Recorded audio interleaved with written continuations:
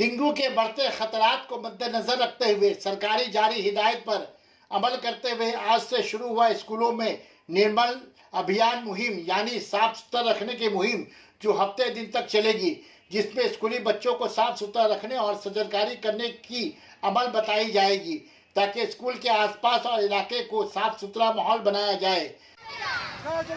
देश बचाओ,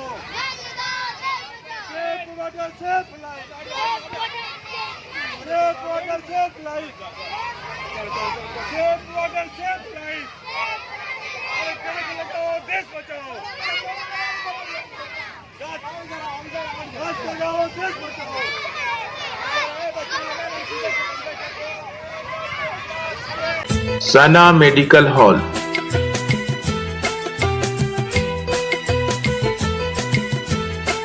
%10 discount on every medicine. Oxygen cylinder also available.